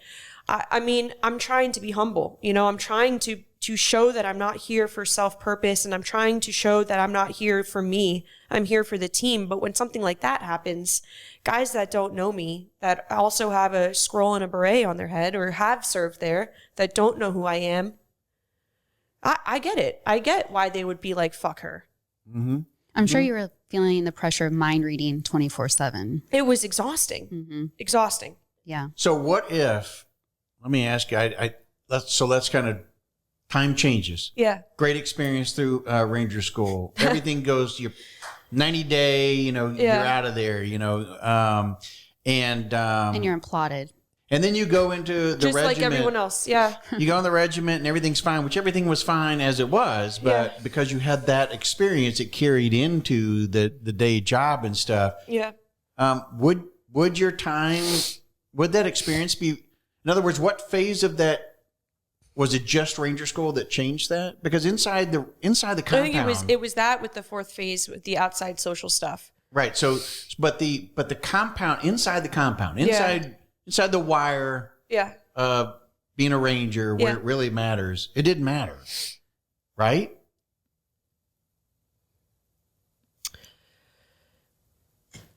You know, everybody's individual. As much as you're still a Ranger and everything, there's still different people, and there's still people that come from different situations. You know, we're even seeing now that there were people that I served with who are under investigation for certain things out in other units. Mm. There were a lot of good men that I served with, right? But this is where I take accountability. I'm not going to put accountability on anybody else. The difference was I was not having conversations with my leadership like I did back in the White Falcons. When there was something that I needed counseling on, or I needed guidance on, or going and bringing up something that my intuition was saying is wrong, I wasn't doing that. Because I was then, you know, coming out of just put your head down and don't quit and just get through it. I wasn't giving my leadership a chance to know. I wasn't giving them a chance to know who needed to be retrained or who needed to be talked to from my leadership. I wasn't giving that opportunity. That's where I'm not going to point the finger at anybody. I'm not going to do that. But for what I'm comfortable saying, like that's on me going in there as I didn't do what I did in the White Falcons. Yeah, but if we're making it a gendered thing, is there onus on males to do the same thing? Because you got to your first infantry unit and all of a sudden you're feeling pressure, onus, you need to do this, you need to report. So you need to have eyes open and watch all the time and you need to make this trackable. Is that fair? That's for them to reflect on. Yeah. I'll say this, that you said that very eloquently, by the way, in the sense of politically walking the line, kind of thing. Because, I mean, you could have taken an opportunity to really, but I think, sure, leadership is wrong because they didn't recognize it. There are good veterans, there are bad veterans. To state that all veterans are great is a wrong statement. To state that anybody from any particular unit or past, present, whatever, is just because is not correct. You should never do that. I think also within regiment, memory serves me correctly, probably around that same time frame, the Army in general was struggling with post-traumatic stress and trying to get people to come forward with trauma to talk about it. And regiment was one of those that also had to recognize, hey, we've got to take care of the holistic soldier. Yes. And we need to, so you were in that early stage of, I think even that in timeline of when that transition started really happening, where first sergeants would stand in front of the formation and go, hey, I'm screwed. I'm not doing well here, guys. I'm going to get therapy. And as ES1, I was seeing those things, right? And I was seeing what that PTSD was coming from. And again, my internal narrative was, suck it the fuck up, Sidney. It's not the same. That's what you were thinking, probably. And right? it doesn't make it right, No, right? yeah, and it does, and because what I was going through was unique. That now looking back, I almost went to the ER for not eating. Yeah, like I developed a really bad trauma. Yes. Like it was disordered eating. It was internal misogyny. It was a complete lack of identity. There was a lot of things that were intangible that wasn't coming out in it. But again, in my mind at that time, I was more concerned with what I was there to do, which was to take care of Rangers, knowing, okay, this master sergeant has these things. This is why he's up on staff. Make sure in his timeline when he's going to heal and be ready to take a first sergeant position, because we got to get him back out there because he's an awesome guy and he just has some things he's got to work through. So that was where my attention was going, and it wasn't taking care of my grit that got me there. And that, again, tying it back to what I'm doing now is like, you have to take care of that shit that got you there, or you're not going to last there very well. You were qualified with everyone because you were an expert in your craft. You had done the small unit training. You had gotten the candy that everyone else had, but sound like you were still afraid of giving yourself the leeway that other Rangers give to other Rangers when they are injured or they're hurt or they're. Yeah, but the problem too, though, is again, you had talked about, you just wanted to be a good leader. You chose this because you wanted the additional pressure put on yourself so you can prove to yourself and all of that. Your regimental commander had faith in you and in 82nd was saying, hey, no, you need to do this. This is something for your career. Yeah. All those types of things. And yet then when you get thrown into the limelight, like, you're the first female to pass to get to the point of even going to Ranger School. All of a sudden, you're on a side of a school bus. Yeah. All of those types of things. You're now being put in a position where, hey, this is not what I really want. Now, I sign up for it because I'm joining the regiment, but at the same time frame, I just wanted to do my damn job. Yeah. And so I just want to expand upon that a little bit more for those who are listening and paying attention. You didn't come on this show to do this. This is not something that we talked about ahead of time. Said, hey, we're going to talk about this topic and get raw. I had an idea. I mean, I'm sorry. I pulled it out. I'm sorry. No. But this is the stuff that people, these are the things that should be shared. So I'm okay.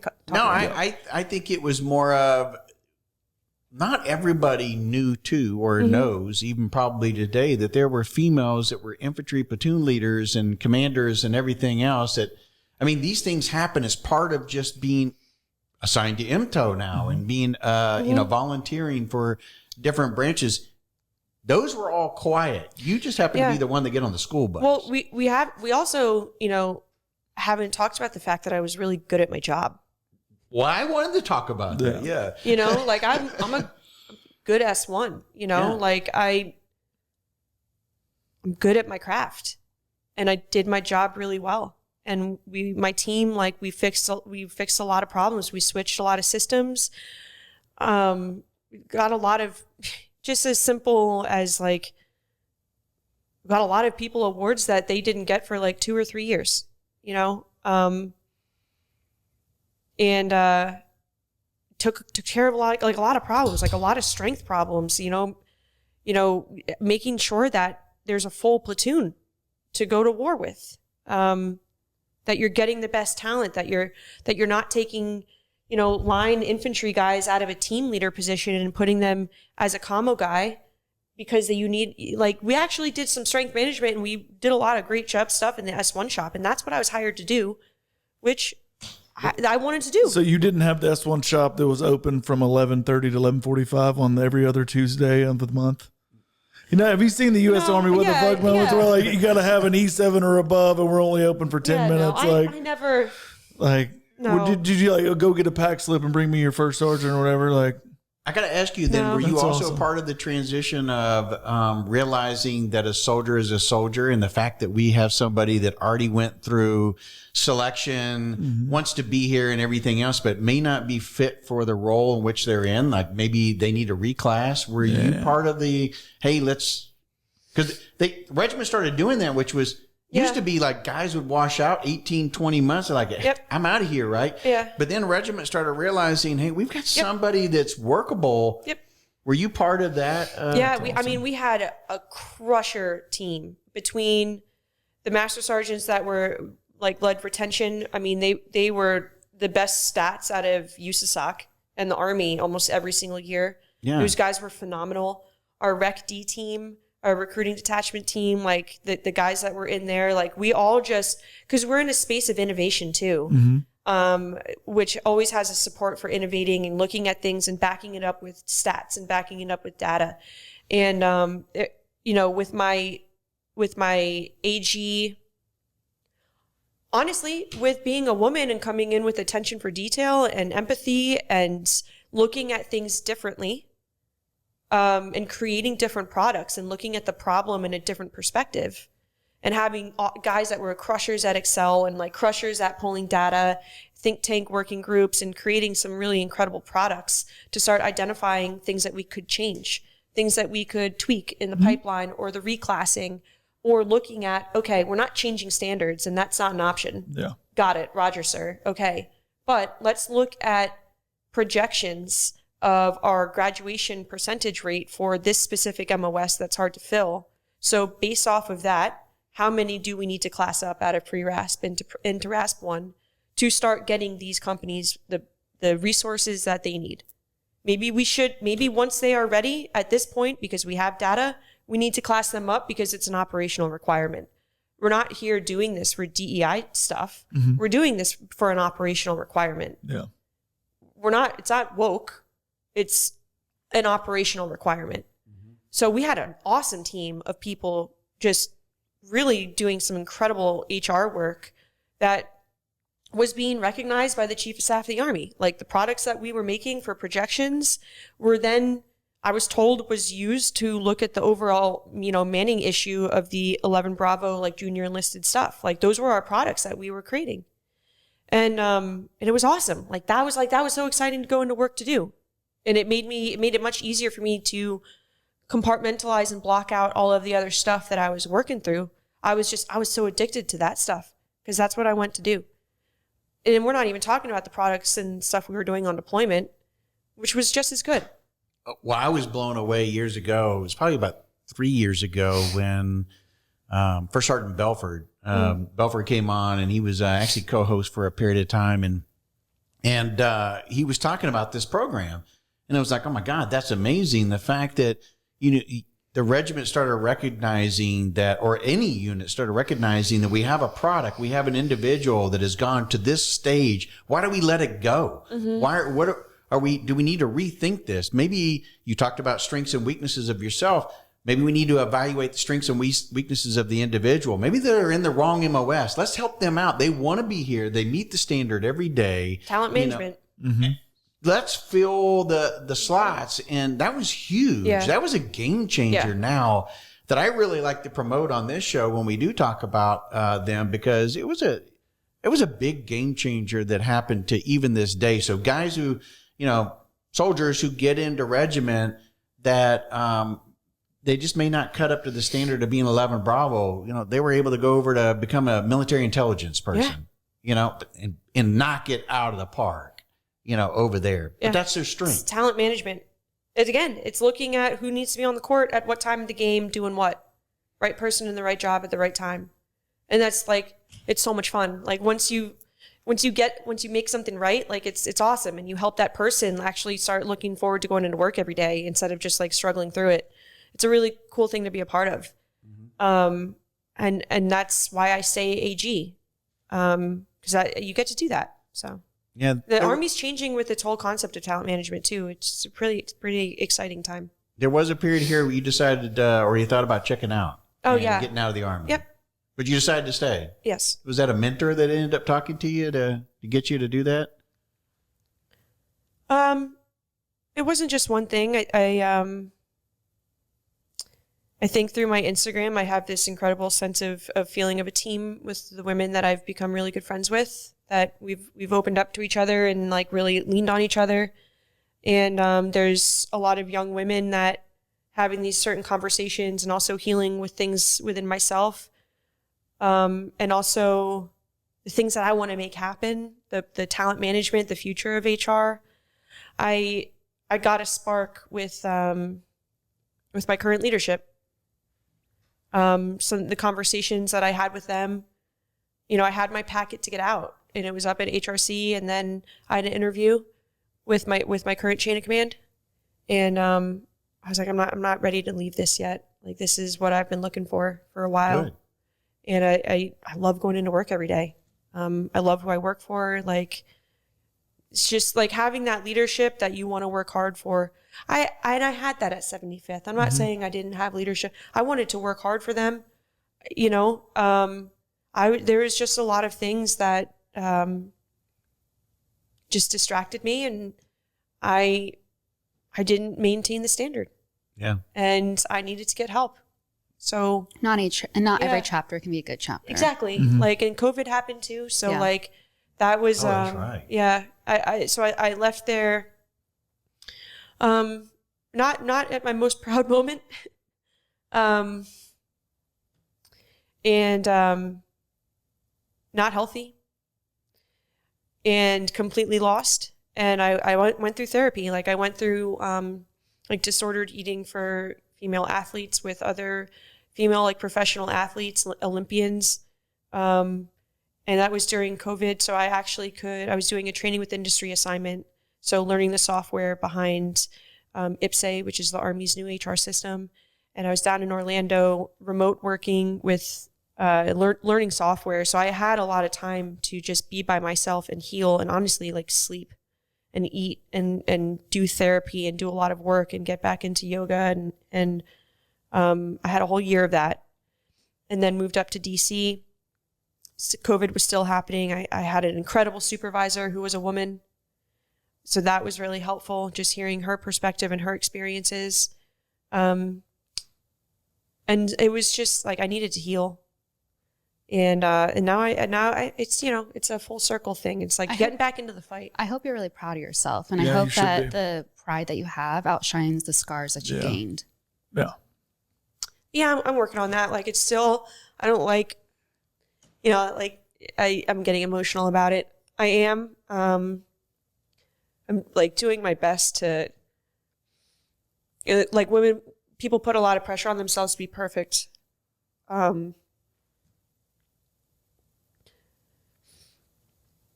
you can snap under a lot of pressure. Mm-hmm. And that's what happened. But for me now, it's there's women that are feeling the same thing and they don't know that they're alone. They don't know that like people like me have gone through that. And it's weird for me to know that like people look at me and they look up to me, and that like there's women that like will come see me and they'll start crying. And that's very awkward for me at first, but like I understand, and I have to take that. I have to acknowledge that. I have to respect it, and I have to share my story, because there's women out there, and there's guys too that are working through some shit. Mm-hmm. And it doesn't mean your career is over.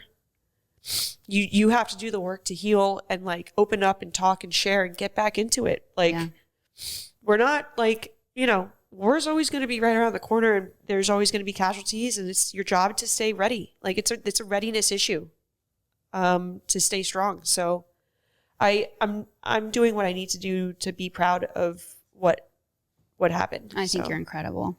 Thanks. Sidney, I really appreciate you coming all this way and coming on the show and talking about this. I think what you're doing is incredible in terms of, mentoring other people. And, oh, by the way, you don't just mentor and have a following of women. You have a lot of pretty amazing dudes that are out there following you as well, that I think you do both. You obviously, by keeping in contact with some of these former people that worked for you, that you have a lot of men that are following you from a mentoring standpoint. You are a born kind of mentor leader in that sense, and it's shown throughout your career. It's unfortunate you had that experience, which has left obviously a lot of scar, there. And that's, to me, that's an important takeaway, is that, the actions and words and things that we do as a leader especially matter. And we better make sure that we're doing it in a way that's going to be productive and it meets the requirements of what we're trying to instruct or lead towards. That being the mission, the strategy to accomplish that objective. And if you're not doing that for that reason, you're doing it for all the wrong reasons. Yeah. And I think that's an important takeaway here.